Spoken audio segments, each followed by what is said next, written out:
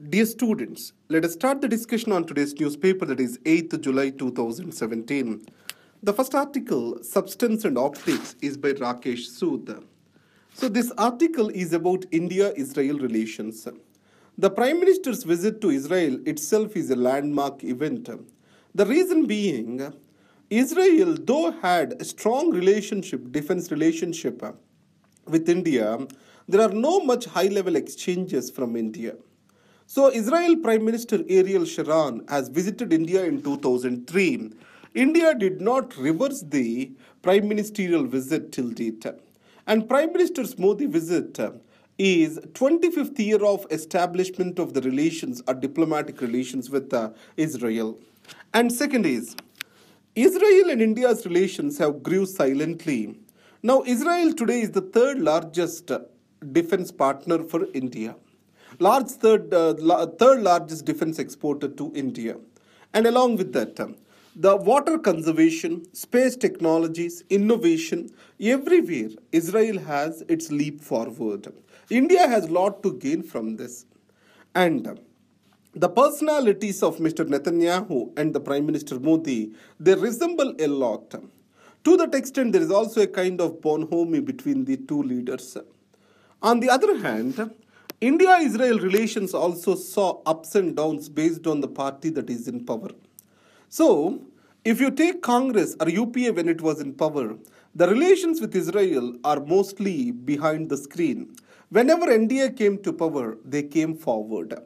So, all the important diplomatic exchanges have happened between India and Israel during the Vajpayee era. And it is continuing during the NDA era. Here we need to understand that there are three axes in the West Asia. One is Israel, Iran, Saudi Arabia. So India has to balance these three axes for the reason is they are responsible for energy security and also for strategic interests. So with regard to Israel, India brought a read of defense goods from Falcon, that is the airborne warning systems, to the unmanned aerial vehicles. The Barak missiles, a number of goods India has brought. And strategic partnership is taken forward in this particular visit. In this case, Israel-Palestine is the hotbed for the global, or a hotbed of among the global issues. So India had maintained a traditional stand that the dialogue shall be given the space and two-nation theory is the way forward, which was not officially the stand of Benjamin Netanyahu. So it has skipped the joint statement between the two prime ministers.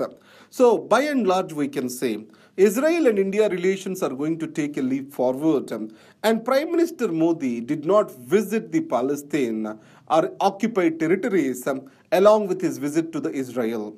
So a ground was also prepared in this, where Mahmoud Abbas has visited India, where with him India has reiterated its position on the Palestine issue on two-nation theory. And then it has taken forward the Israel visit. That's why it also tried to play a balance between the Arab world and the Israel. Redraw the lines for better planning. Now, if you take municipalities, municipal corporations in India, we have multiple parastatal bodies. Corporations are one side the governance, these are urban local bodies. On the other hand, metropolitan water supply, sewage boards, electricity boards, police, all these are various parastatals that run simultaneously. For geographical administration, they divide the city into various zones, and the zones of one body do not match with the other body. If you take Delhi, for providing for the civic communities and planning, what the zones made by the urban local bodies are not followed by the parastatals. Because of this, entire urban governance is becoming chaotic. Here the best example is Singapore. Singapore Urban Redevelopment Authority was created. It has made a concept plan for the entire city, and every body, every organ, every department is expected to follow this concept plan.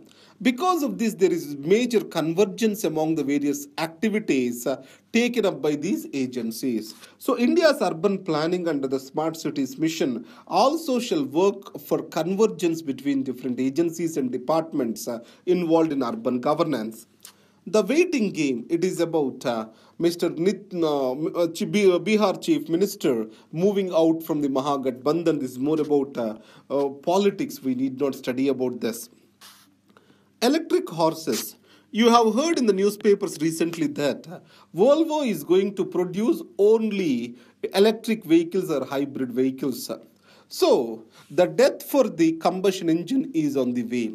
It is expected that by 2040 combustion engines will be replaced and new alternative models of transport are expected to come.